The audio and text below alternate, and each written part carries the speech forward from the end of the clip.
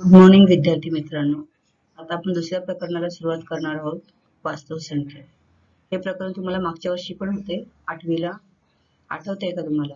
वास्तव संख्या या प्रकरणामध्ये आपण परिमेय संख्या, अपरिमेय संख्या या संख्यांचा अभ्यास केला. आता पुन्हा आपण यावर्षी त्याच संख्यांचा अभ्यास पण थोडा सविस्तर करणार आहोत. आपण जरा सुरुवात करूया वास्तव संख्येला. त्याआधी आपण पुन्हा काही मागच्या भागाची आपण उजळणी करूया. ओके. आता आपण काही मागील भागांची उजळणी करूया. जरा आठवूया. आतापर्यंत 8वी पर्यंत ज्या संख्या संचांचा अभ्यास केला ते सर्व इथे दिले बघा तुम्हाला क्रमाने. पहिला नैसर्गिक संख्यांचा संच कशाने दर्शवतात? एमनी. त्यामध्ये संख्या कोणत्या येतात तुमच्या? 1 2 3 4 ते अनंत. पुढचा संख्या संच आहे पूर्ण संख्या संच, तो दर्शवितात डब्ल्यू ने. त्याच्यात संख्या कोणत्या येतात? 0 1 2 3 4 ते अनंत. पुढचा पूर्णांक संख्या संच, तो दर्शवितात आय ने. आणि त्यामध्ये संख्या कोणत्या येतात बघा? 0. संख्या रेषावर जे संख्या असतात आपल्या म्हणजे धनरेषा, धनसंख्या, ऋणसंख्या आणि हा 0. त्यांना आपण काय म्हणतो? पूर्णांक संख्या. त्याच्यानंतर पुढचा संच आहे परिमेय संख्या संच, तो दर्शवितात क्यू ने. त्याची आपण व्याख्या काय बघितलेली? ही परिमेय संख्या कोणत्या? जे या स्वरूपात असतात पी छेद क्यू. पी आणि क्यू हे काय? पूर्णांक संख्या आणि Q is not equal to. नंतर आपण शेवटचा संच बघितलेला 8वीला मागचा वास्तव संख्या संच आर. हा सर्वात मोठा संख्या संच आहे. म्हणजे हे सर्व बाकीचे जे संख्या संच आहे त्याचे काय? उपसंच. बघा खाली तुम्हाला त्यांचा संबंध दाखवलेला आहे. आपण उपसंच हा शब्द बघितलाय मागच्या पाठात, संच या पाठात, बरोबर आहे. मग आता बघा एन हा डब्ल्यू चा उपसंच आहे. डब्ल्यू कारण एन चे सगळे घटक कशात आहे? डब्ल्यू मध्ये. डब्ल्यू हा आय चा उपसंच आहे. आय हा क्यू चा उपसंच आहे आणि क्यू हा आर चा उपसंच आहे. त्याच्यानंतर दिलाय तुम्हाला परिमेय संख्या मधील क्रमसंबंध. हाही भाग आपला 8वीला झालेला आहे बघा. त्याची एक उजळणी करूया आपण पुन्हा. दोन आपल्याला नैसर्गिक संख्यांमध्ये लहान मोठेपणा लगेच ठरवता येतो. जर तुम्हाला सांगितलं मी 3 आणि 4 कोणती संख्या मोठी आहे, तुम्ही लगेच सांगणार 4. किंवा पूर्णांक संख्या घेतली आपण पूर्ण 4 7, तुम्हाला लगेच समजेल की धनसंख्या ह्या मोठ्या असतात आणि ऋणसंख्या ह्या धनसंख्येपेक्षा कशी असते? लहान असते. हे तुम्हाला याच्या क्रमसंबंध लगेच सांगता येतो. पण जर परिमेय संख्या असतील अशा पी छेद क्यू या स्वरूपातल्या जर परिमेय संख्या असतील तर याच्यात क्रमसंबंध कसा ठरवायचा? तर त्यासाठी आपण काय करायचं? इथे हा असा तिरकस गुणाकार घ्यायचा. म्हणजे पी गुणिला एस आणि क्यू गुणिला आर. आणि या गुणाकारावरून आपल्याला ठरवायचं की कोणती संख्या मोठी आहे. समजा जर हा गुणाकार समान असेल तर हे दोन्ही ज्या संख्या आहेत परिमेय संख्या ह्या कशा असणार आहे? समान आहे. म्हणजे जर हा गुणाकार समान असेल तर पी छेद क्यू बरोबर काय असणार आहे? आर छेद एस. दुसरा जर पी एस हा गुणाकार जर मोठा असेल क्यू आर पेक्षा तर ही जी पहिली संख्या आहे पी छेद क्यू ही मोठी असणार आहे आर छेद एस पेक्षा. तिसरी अट तुम्हाला दिलेली आहे पी एस हा गुणाकार जर क्यू आर पेक्षा लहान असेल, ही जी पहिली संख्या आहे पी छेद क्यू ही लहान असणार आहे आर छेद एस पेक्षा. याच त्या 3 अटी दिलेल्या तुम्हाला. समान असेल गुणाकार तर दोन्ही संख्या समान. हा पी एस गुणाकार जर मोठा असेल तर पहिली संख्या मोठी आहे इथे आर छेद आर पेक्षा.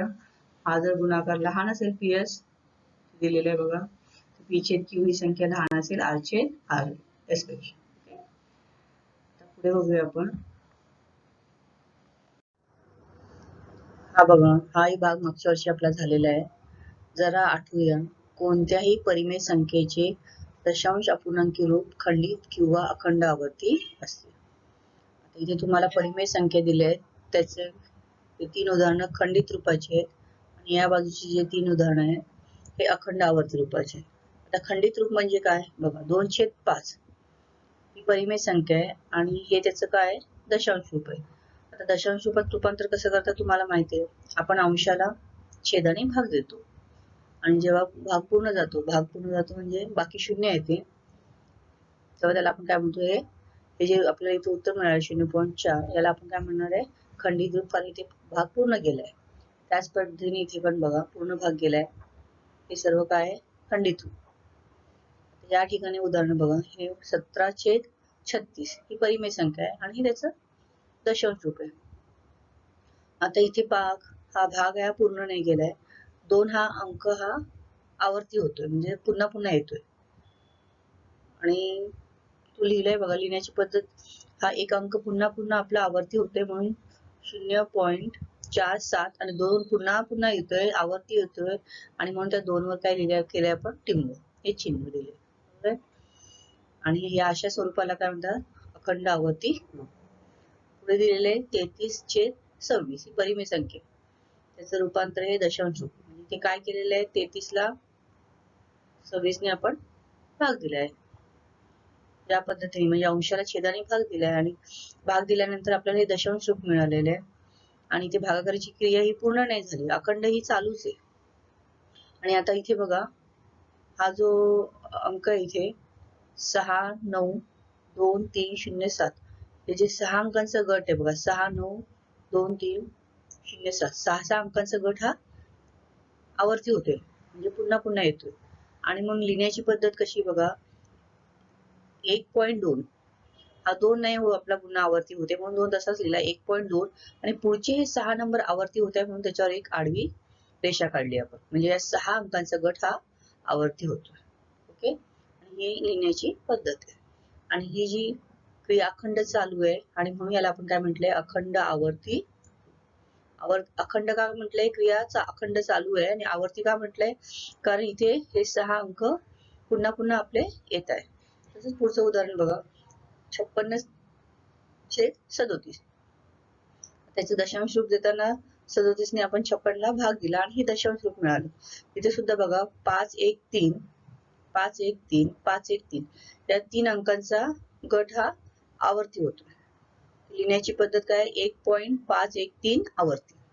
इथे सुद्धा भागाकाराची क्रिया ही अखंड चालू आहे, बरोबर आहे. आणि म्हणून, आणि हा जो गट आहे हा पुन्हा पुन्हा आवर्ती होतोय म्हणून या रूपाला आपण काय म्हटलंय, अखंड आवर्ती रूप. लक्षात, म्हणजे परिमेय संख्येचं दशांश रूप हे खंडित किंवा कसं असतं, अखंड आवर्ती. ओके, तर पुढचा मुद्दा आपण बघूया. सराव संचाला सुरुवात करण्याच्या आधी आपण काही गोष्टी लक्षात घेऊया बघा. दिलेल्या संख्येत दशांश चिन्हानंतर लगेच किती अंक आवर्ती आहेत हे पाहून त्याप्रमाणे त्या संख्येला 10, 100, 1000 यापैकी योग्य संख्येने गुणावे. उदाहरणार्थ 2.3 आवर्ती, या संख्येत 3 हा एकच अंक आवर्ती आहे आणि म्हणून 2.3 ही संख्या p/q या रूपात आणण्यासाठी आपल्याला किती गुणावं लागणार, 10 ने. आपण आताच सोडवलेले उदाहरण बघितलं. 1.24 सॉरी, इथे दुसऱ्या उदाहरणात दिले तुम्हाला 1.24 आवर्ती, बरोबर आहे. 2 आणि 4 हे 2 अंक आवर्ती आणि म्हणून याला आपण किती गुणणार आहे, 100 ने गुणणार आहे. तसंच 1.513 आवर्ती, म्हणजे 513 हे 3 अंक आवर्ती आहे आणि म्हणून कितीने गुणणार आहे आपण इथे, 1000. हे आपण सोडवलेले उदाहरण यावर आधारित 2 बघितले. हे पुन्हा एकदा आपण त्या नियमाची उदाहरणे केली. आता दुसरा बघा, महत्वाचा नियम, परिमेय संख्येच्या छेदाची मूळ अवयव तपासा. जी परिमेय संख्या तुम्हाला दिली असेल त्याच्या छेदाचे आपल्याला मूळ अवयव तपासायचे. त्यात जर 2 आणि 5 या व्यतिरिक्त मूळ संख्या नसतील, म्हणजे त्याचे मूळ अवयव फक्त 2 आणि 5 जर असेल तर त्या परिमेय संख्याचे दशांश रूप हे खंडित असते. आणि 2 आणि 5 व्यतिरिक्त मूळ संख्या छेदाचा अवयव असेल तर त्या संख्येचे दशांश रूप हे अखंड असते. एक चांगली तुम्हाला आपल्याला टेस्ट दिलेली आहे की परिमेय संख्या ही अखंड आवर्ती आहे की खंडित आवर्ती आहे. परिमेय संख्येचे जे दशांश रूप आहे ते खंडित आहे की अखंड आवर्ती आहे ते ओळखण्यासाठी आपल्याला ही एक टेस्ट दिलेली आहे आपल्याला. म्हणजे छेदाचे आपल्याला अवयव काढायचे. 2 आणि 5 जर अवयव असेल तर ते दशांश रूप कशा असणार आहे, परिमेय संख्येचं खंडित. आणि 2 आणि 5 सोडून जर इतर मूळ संख्या असतील दुसऱ्या, 2, 5 व्यतिरिक्त अजून काही मूळ संख्या असतील त्याचा अवयव असेल तर ती कशी असणार आहे, अखंड आवर्ती दशांश. ओके, आता यावर आधारित तुमचा सराव संच आहे 2.1 तो बघूया. आता आपण सराव संच 2.1 ला सुरुवात करूया. प्रश्न क्रमांक 1, खालीलपैकी कोणत्या परिमेय संख्यांचे दशांश रूप खंडित असेल आणि कोणत्या संख्येचे दशांश रूप अखंड आवर्ती असेल ते लिहा. आपल्याला फक्त रूप लिहायचे, कसं आहे, अखंड आवर्ती आहे की खंडित आहे. मला असं वाटतं पहिला प्रश्न तुम्हाला 5 उदाहरणं दिले, 3च घेतले. पहिली संख्या बघा 13/5. ही जी परिमेय संख्या आहे ही कोणत्या स्वरूपात दिली? p/q. आता तुम्ही याचं दशांश रूपात रूपांतर करून मग त्यावरून सांगू शकता की हे स्वरूप कसं आहे, खंडित आहे, अखंड आवर्ती आहे. पण याच्या आधी 2 मिनिटं आधी तुम्हाला मी टेस्ट सांगितली होती, आठवतंय का बघा? जो छेद आहे त्याची मूळ अवयव काढायची. आता इथे छेद काय आहे तुमचा? 5. त्याची मूळ अवयव काय येणार? 5 गुणिले 1. जर मूळ अवयव 2 आणि 5 ह्याच संख्या जर असेल तर जी ती परिमेय संख्या आहे तिचं दशांश रूप कसं असतं? खंडित.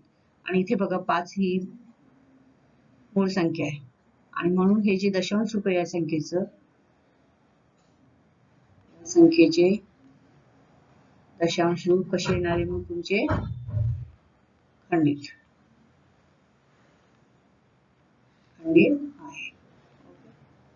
मला जर चेक करायचं असेल तर तुम्ही याचा प्रत्यक्षात भाग देऊन चेक करू शकता. 13ला जर आपण 5 ने भागलं, 5 दुने 10 वजाबाकी केल्यावर 3 दशांश चिन्ह दिलं, 5 30.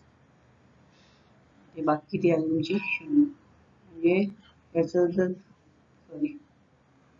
13/5 याचं दशांश रूप काय आलंय तुमचं? 2.6. आणि हे कसं आहे? खंडित. याही पद्धतीने तुम्ही सोडू शकता.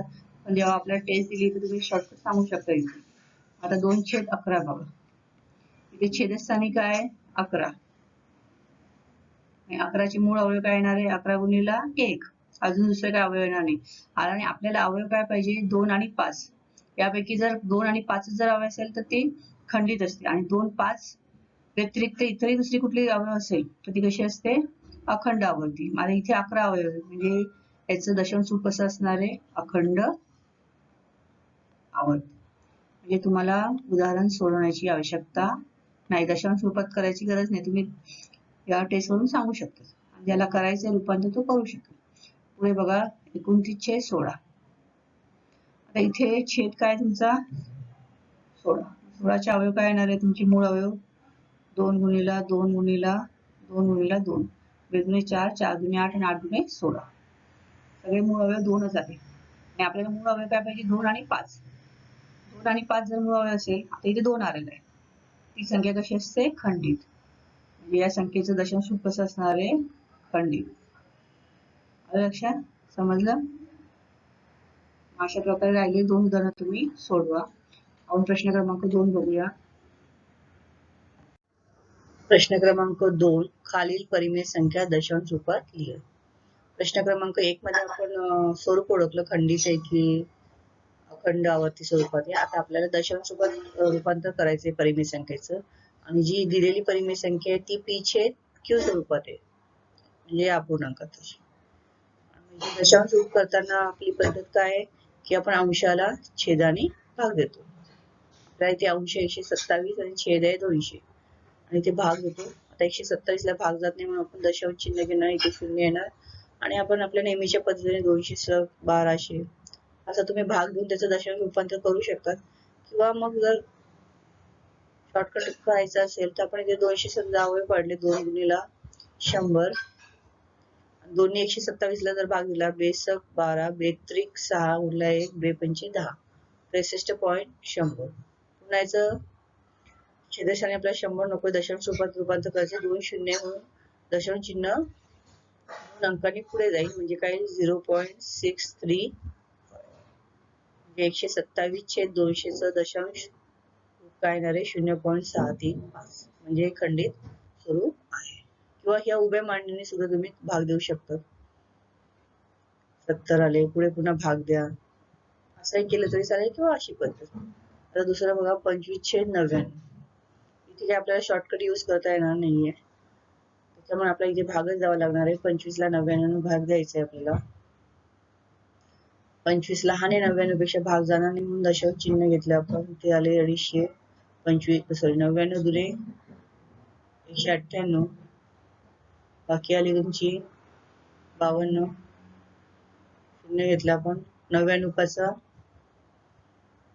495. वजाबाकी केली तर बाकी येईल 25. इथे 25 आली आणि आपली सुरुवातीची संख्या पण इथे 25च होती. म्हणजे तीच क्रिया अखंड चालू राहणार आहे. पुन्हा हेच उत्तर आपल्याला मिळणार आहे, म्हणजेच त्याचं रूपांतर येणार आहे 0.25 आवर्ती.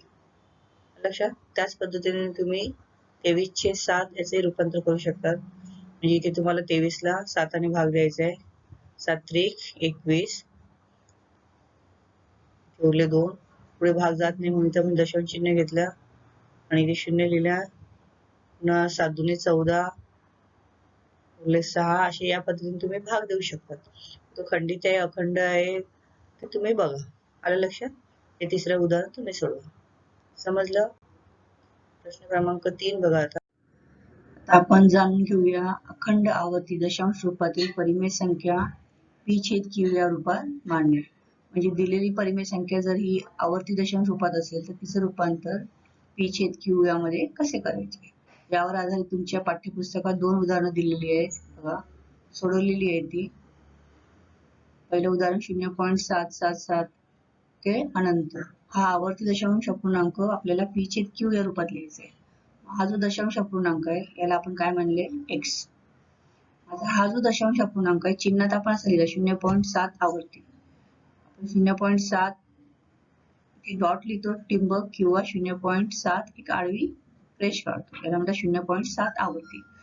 आता एकच अंक इथे आवर्ती होतो म्हणून आपण इथे x ला कितीने गुणणार आहे, 10 ने. ओके. जर 2 अंक आवर्ती झाले असते तर आपण कितीने गुणलं असतं, इथे 100 ने. जर 3 अंक आवर्ती झाले असते तर आपण कितीने गुणलं असतं, 1000 ने. ओके. मग आता आपण x ला 10 ने गुणलं, डाव्या बाजूला 10 ने गुणलं म्हणून उजव्या बाजूला याला सुद्धा 10 ने गुणणार. इथे x ला 10 ने गुणलं आपण आणि म्हणून इथे पण 10 ने गुणणार. 0.7 आवर्ती याला जर आपण 10 ने गुणलं तर काय येणार आहे, हे जे दशांश चिन्ह आहे एक अंक पुढे सरकणार म्हणजे 7.7 आवर्ती. बघा इथे दिसते 10 ने गुणल्यावर काय मिळालं, 7.7 आवर्ती. मग आता 10x मधून x वजा केले, या 10x मधून x वजा केले. इथे डावी बाजूची वजाबाकी घेतली म्हणून उजव्या बाजूची आपण वजाबाकी करू. 7.7 आवर्ती वजा 0.7 आवर्ती, 7.7 आवर्ती वजा 0.7 आवर्ती. आता यांची वजाबाकी बघा, हा पूर्णांक भाग आहे. दशांश अपूर्णांकाच्या डावीकडची जी संख्या आहे ती पूर्णांक संख्या असते आणि ही अपूर्णांक. मग 7 आवर्ती आणि 7 आवर्ती वजा केली तर काय इथे 0, दशांश चिन्ह तसे दिले. 7 मधून 0 गेला 7. हे उत्तर काय आलं तुमचं, 7. ते आपण इथे लिहिलं. 10x मधून x गेले 9x, म्हणजेच x बरोबर तुम्हाला मिळाले 709. म्हणजे ही जी दशांश हा जो अपूर्णांक होता त्याचं रूपांतर आपण केलं 709 मध्ये, म्हणजे p/q या स्वरूपात. ओके. आता दुसरं उदाहरण बघा, 7.529 डॉट डॉट. म्हणजे इथे हा जो 3 अंकांचा गट आहे बघा, याची आवर्ती झाली आणि याचं रूपांतर आपल्याला करायचं p/q मध्ये. हा जो दशांश अपूर्णांक आहे याला आपण मानलं x. 3 गट रिपीट झाले म्हणून तो असा चिन्हात लिहिला 7.529 आवर्ती. ओके. आणि 3 गटाची आवर्ती झाली म्हणून इथे x ला आपण कितीने गुणलं, 1000 ने. डाव्या बाजूला 1000 ने गुणलं म्हणून उजव्या बाजूला बघा ही जी संख्या आहे 7.529 आवर्ती, याला जर आपण 1000 ने गुणलं तर हा जो दशांश चिन्ह आहे 3 अंकांनी पुढे सरकणार म्हणजे 7,529.529 आवर्ती. बरोबर आहे, तिथे इथे दिलेले बघा 7,529.529 आवर्ती. इथे डाव्या बाजूची वजाबाकी घेतली 1000x वजा x म्हणून आपण उजव्या बाजूला पण घेतली वजाबाकी आणि ही वजाबाकी केल्यानंतर तुम्हाला मिळालं इथे x बरोबर 7,522/999. म्हणजे हे जे रूप होतं आवर्ती दशांश रूप, याचं रूपांतर आपण कशात केलंय, p/q या रूपात. ओके. मग यावर आधारित काही उदाहरणं आहेत आपले सराव संचात, ते बघूया आपण. प्रश्न क्रमांक 3, खालील परिमेय संख्या p/q या रूपात लिहा. तुम्हाला इथे आपण 3 उदाहरणं घेतली आहेत. आपण ही जी उदाहरणं दिली ही परिमेय संख्या आहे पण कुठल्या रूपात आहे, दशांश रूपात आहे आणि त्याची मांडणी आपल्याला करायची आहे p/q. आता आणि आत्ताच आपण 2 सोडवलेले उदाहरण ज्या स्वरूपाचे आपण बघितले त्याच्यावर चर्चा केली, त्यावरच आधारित हा प्रश्न क्रमांक 3 आहे. तुम्हाला लवकर समजेल. बघा, पहिलं उदाहरण 0.6 आवर्ती, आपण याला काय म्हणायचं, x. समजा x बरोबर 0.6 आवर्ती. आता जसं तुम्हाला सांगितलं मी की एक अंक जर आवर्ती असेल तर आपल्याला दोन्ही बाजूला किती गुणायचं 10 ने. दोन जर अंक असे आवर्ती असतील तर आपल्याला दोन्ही बाजूला किती गुणावं लागेल 100 ने. आणि तीन संख्या जर किंवा तीन अंक जर आवर्ती असेल तर आपल्याला किती गुणावं लागेल 1000 ने. ओके. आता इथे एकच अंक आवर्ती आहे म्हणून आपण दोन्ही बाजूला 10 ने गुणणार म्हणून 10x बरोबर काही 0.6 आवर्ती गुणिला 10. 10x बरोबर 10 ने गुणल्यानंतर हे दशांश चिन्ह आहे, एक इथे शून्य आहे म्हणून एक अंकाने पुढे जाईल म्हणजे काय तुमचं 6.6 आवर्ती. हे तुमचं एक पहिलं समीकरण समजा हे दुसरं. इथे डाव्या बाजूची काय करायची वजाबाकी म्हणजे 10x वजा x आणि डाव्या बाजूची वजाबाकी घेतली म्हणून इथे काय करायची उजव्या बाजू म्हणजे 6.6 आवर्ती वजा 0.6 आवर्ती. 10x मधून x गेला 9x 6.6 आवर्ती वजा 0.6 आवर्ती यांची वजाबाकी केल्यावर काय येणार आहे 6. तशी येते तुम्हाला जर आडवी वजाबाकी नाही करता येत असेल तुम्ही उभी मांडणी करायची. हा दशांश चिन्हाच्या डावीकडची ही संख्या हा पूर्णांक संख्या आहे, पूर्णांक भाग आहे आणि हा पूर्णांक 6 आवर्ती वजाबाकी होऊन काय लिहिते 0 दशांश चिन्ह 6 मधून 0 गेले 6. हे उत्तर किती आलं तुमचं 6. म्हणून x बरोबर 6/9. आता इथे पुढे आपल्या सरळ रूप देता येतं म्हणून आपण देऊया, नाही ते उदाहरण इथे संपलं होतं आपलं. सरळ रूप दिल्याने काय येईल 3 दुणे 6 आणि 3 त्रिक 9 म्हणजे 0.6 आवर्ती हे p छेद q स्वरूपात कसं लिहिणार 2/3. ओके समजलं तुम्हाला. मग आता दुसरं आणि तिसरं उदाहरण सारखंच आहे, दोन दोन संख्या आवर्ती होत आहे बघा. तर मी तिसरं उदाहरण घेते 3.17 आवर्ती. मग समजा आपण x मानूया ही संख्या x बरोबर 3.17 आवर्ती. आता इथे दोन अंक आवर्ती होत्या म्हणून आपण याला किती गुणणार 100 ने आणि म्हणून 100x बरोबर 3.17 आवर्ती गुणिला 100 म्हणून 100x बरोबर 100 ने गुणल्यानंतर इथे बघा हे जे दशांश चिन्ह आहे इथे आपण 10 ने गुणलं होतं, दशांश चिन्ह एक अंकाने पुढे गेलं, तिथे 100 ने गुणतोय आणि म्हणून दशांश चिन्ह ह्या दोन अंकाने पुढे जाईल. 3 आपला आहेच, हे दोन अंक म्हणजे 17 दशांश चिन्ह आणि पुढे हे 17 आवर्ती. 100 ने गुणल्यावर काय येणार आहे 317.17 आवर्ती. हे तुमचं पहिलं समीकरण आहे, हे दुसरं. आता 100x मधून काय करायचे x काय करायचे वजा 100x वजा x. डाव्या बाजूला आपण वजाबाकी घेतली आणि म्हणून 317.17 आवर्ती वजा 3.17 आवर्ती म्हणून 100x मधून x गेले 99x आणि ही वजाबाकी बघा सांगितलं तुम्ही उभी मांडणी करू शकता 317.17 आवर्ती 3.17 आवर्ती. पूर्णांक संख्येच्या खाली पूर्णांक संख्या लिहायची आणि अपूर्णांकाच्या खाली अपूर्णांक.